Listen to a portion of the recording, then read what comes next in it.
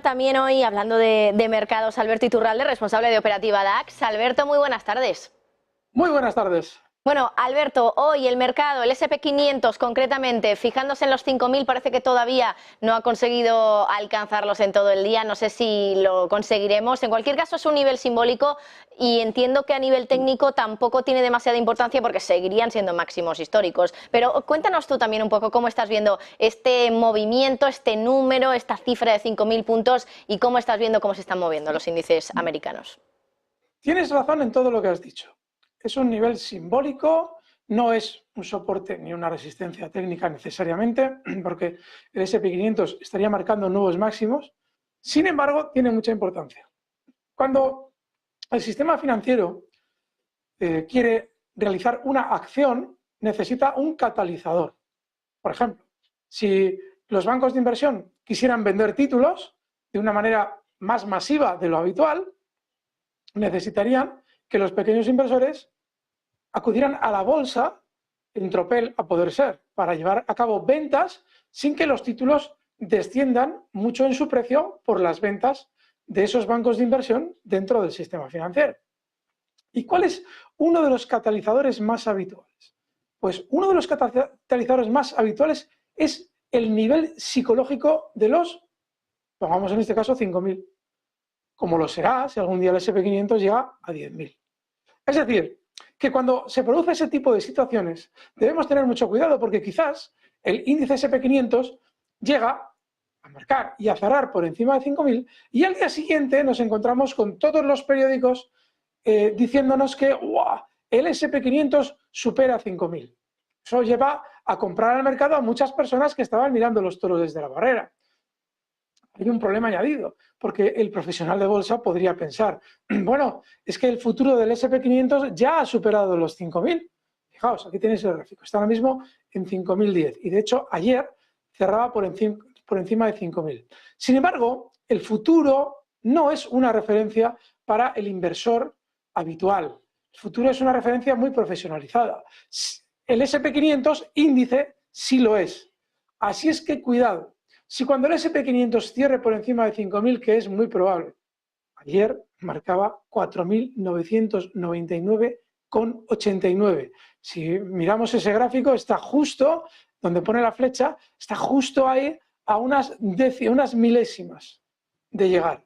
Bueno, pues si cierra por encima y al día siguiente hay esos rotativos, el S&P 500 en máximos históricos supera los 5.000, cuidado, porque va a ser una excusa para que entre todo el mundo a comprar y tendremos que preguntarnos quién está vendiendo. Así es que mucho cuidado. Quería también enfocarme en las compañías bancarias, las entidades bancarias, porque hoy ha hablado Janet Yellen, no sé si has podido escuchar alguna cosilla, pero ha hablado, por ejemplo, de la crisis inmobiliaria comercial, dice que no piensa que pueda generar un riesgo sistémico bancario y es verdad que a medida que hablaba Yellen se iban moviendo los títulos bancarios que han caído mucho estos días, por ejemplo, New York Community Bank Corp, y no sé si puedes mirarlo, pero estaría interesante también comentar ese gráfico, sobre todo en el movimiento de hoy, porque ha empezado cayendo casi un 7, luego se ha dado la vuelta totalmente y estaba incluso subiendo y ahora otra vez cayendo casi un 5%. La volatilidad está asegurada en este sector, Alberto. Yo no sé también cómo estás viendo tú todos estos movimientos que están ocurriendo en el sector bancario estadounidense. Ahora comentamos también el sector europeo, sobre todo Alemania, después del anuncio de ayer de uno de esos bancos. Pero primero Estados Unidos.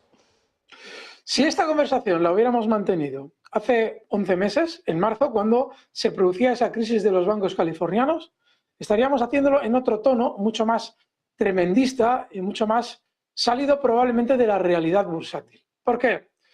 Las crisis en los bancos medianos y pequeños son imprescindibles para la inmensa banca. Hablo de los JP Morgan. Son imprescindibles. Es la manera que tienen, y lo explicábamos en marzo del año pasado, de ir devorando poco a poco cuota de mercado de un golpe. La diferencia es si estas crisis puntuales, en este caso del New York Community Bank Corp, suponen un riesgo realmente sistémico. Por ejemplo, citas el caso de Alemania y un banco que no es el Deutsche Bank, pero vamos a ver si consigo el Deutsche Bank y miramos cómo puede estar afectando a ese banco lo que está sucediendo en Alemania. A ver si aparece, me parece que me va a costar encontrarlo. Vamos a ver, un momentito. Vamos a ver.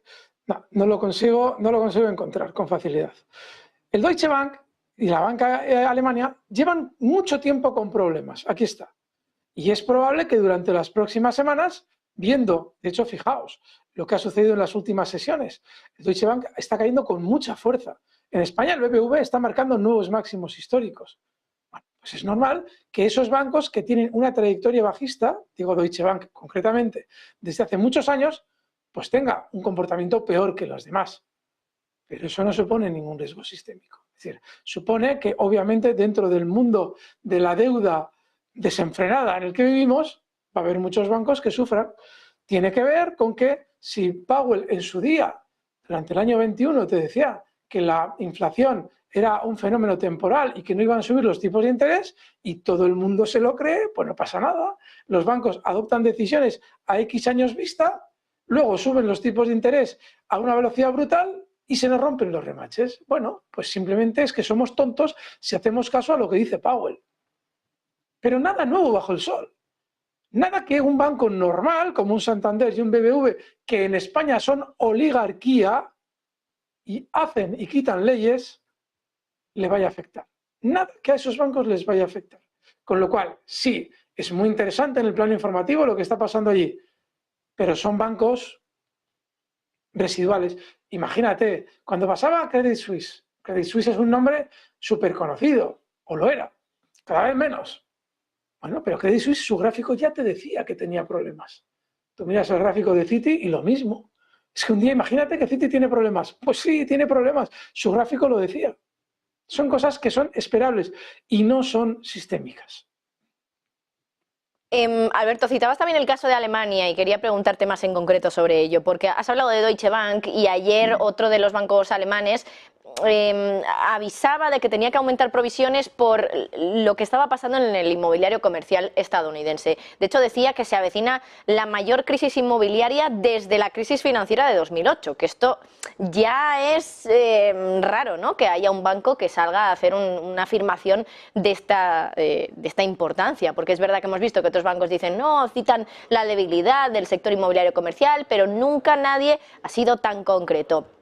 El banco es, creo que el ticker es PBB, si no recuerdo mal es Deutsche Pfandbriefbank, que cuesta pronunciarlo, pero así es, por eso más fácilmente hablamos de PBB. Y es verdad que ayer también caía bastante. Voy a echar un vistazo también a cómo está cotizando ahora mismo. Me parece que la caída es del 2% aproximadamente. ¿Qué opinión te merece también lo que está pasando en la banca alemana específicamente? El mejor ejemplo, el gráfico de este valor. Si lo podéis pinchar, se va a ver. Mirad, este banco que cotiza, por lo menos en el gráfico desde el año 2015, tiene en el año 2020 unos máximos históricos. Cuando el murciélago fue comido por un pangolín, el valor descendió una barbaridad. Claro, alguien podría decir, bueno, todo descendió, sí, pero posteriormente no volvió a recuperar esos máximos previos a la crisis de 2020. Y ahora mismo está en zona de mínimos y rompiéndolos de los mínimos que marcaba en 2020, con una verticalidad enorme. El gráfico siempre nos dice lo que hay detrás de una compañía, porque el propio núcleo duro de la compañía sabe que en su gestión hay un fallo, han tomado decisiones equivocadas y las cosas van mal. Son los primeros que hablan con el núcleo duro y el núcleo duro tiende a vender títulos, lo cual hace que el precio cada vez funcione peor. Pero es que si alguien en un momento determinado quisiera traernos este ejemplo como algo sistémico, pues yo le contrapongo el gráfico del BBV, mirad el gráfico del BBV. La caída de 2020 se produce justo en una zona 2 euros, cuando actualmente el BBV desde entonces ha llegado a subir y está hoy en nuevos máximos históricos un 328%. Es decir, que no es nunca equiparable la situación que hemos comentado al respecto de ese banco alemán con cualquier otro banco, por ejemplo, español. Y sí, evidencian que tienen problemas, pero su gráfico ya lo adelanta mucho antes de nosotros tener la evidencia. Cada vez que pensemos si esto es sistémico, solo tenemos que acudir al gráfico. En casos que hemos conocido en España, Banco Popular, el gráfico era muchísimo más bajista comparado con los demás. Ya te decían que había algo malo ahí. Sin embargo, la cúpula directiva te decía Saracho y previamente Ángel Ron, no, todo está fantástico, un banco ejemplar, porque cae tanto. Bueno, pues aquí pasa lo mismo. Es decir, claro que tiene problemas este banco, los lleva teniendo desde 2020. Muy explicativo y muy didáctico. Responsable de operativa DAX, gracias, Alberto. Gracias, fuerte abrazo. Bueno, y por cierto, nosotros ya nos encaminamos al cierre del mercado europeo, que en estos momentos se avecina ser un cierre en positivo para algunos índices. 0,2% de subida de momento para el IBEX 35, Eurostoxx 50, 0,6%, CAC 40, 0,6%. Hacemos una pausa y enseguida lo comentamos más en profundidad.